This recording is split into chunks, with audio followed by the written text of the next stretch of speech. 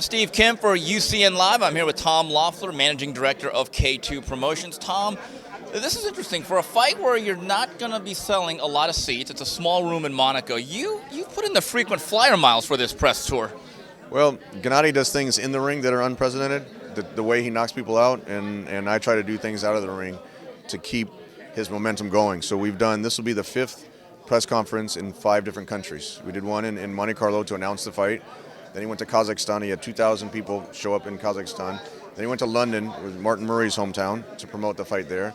Then Mexico City, where he got his WBC belt, and we had over 100 journalists there. There was a huge reception in Mexico City.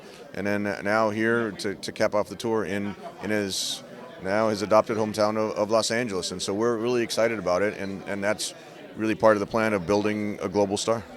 When we look at Gennady Golovkin circa 2015, I think there are 2 goals, one or the other. One is to get a pay-per-view fight against one of the marquee names. If that doesn't happen, would it be to get 4 appearances in the calendar year? Absolutely. I mean, Gennady always goes in telling me he wants to fight 4 times a year.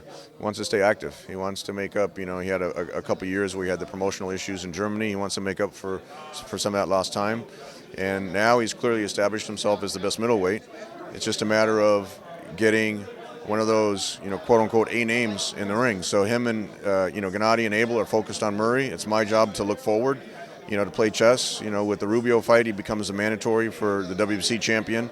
And I really think you'll see one of those, whether it's Cotto or Canelo or, one of the 168-pounders. I think you'll see that. And if not, like you said, we're not going to stop Gennady's momentum. He's just going to keep fighting. The fans like his activity. They're either talking about his last fight, which is a knockout, or his upcoming fight. And that's really what's skyrocketed him as quickly as it has. In terms of how many times he fight, I think that's to be determined. Last year, your foray into the StubHub Center was very successful.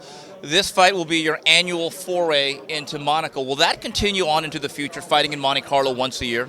Monaco's been great for Gennady's career. It gives us an offset because HBO can't give him as many dates as he would like, here in the United States 4 times a year. So the European fights and Monte Carlo is a great city. He has a lot of support over there, and it provides him with primetime coverage on European television, and that's been great for him. If it continues, we hope so. It's just always worked out well for his schedule, and then for the opponents that we've gotten from Monte Carlo. Tom, last year you headlined at the big room at the Madison Square Garden and then the StubHub Center in Carson to an overflow crowd.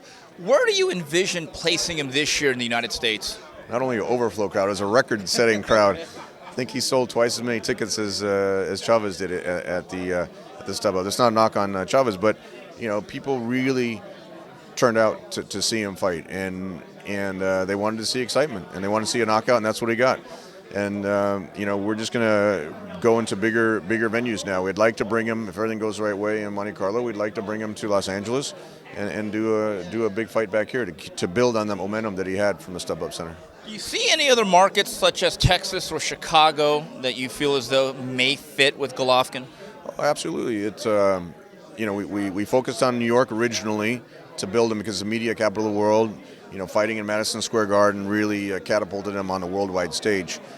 Then the anticipation of bringing him here to Los Angeles really kind of put him over the top. But absolutely with markets in Texas, whether it's San Antonio, whether it's Dallas, if there's a fighter that makes sense in Chicago, Las Vegas is certainly on the schedule.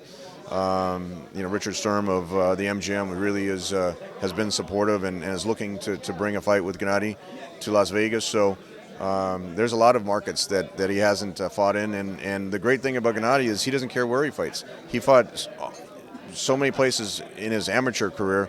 Mauricio Suleiman, invited him and said, look, we should do a big fight in Mexico City sometime, and Gennady was all for it. I mean, can you imagine a fight between Chavez Jr. and Gennady in Mexico City? I mean, that would be huge. But it's certainly San Antonio would be on the list. Tom, gut feel. In 2015, does Gennady Golovkin get one of the fights you guys have yearned for him, either a Cotto, an Alvarez, or something of that ilk?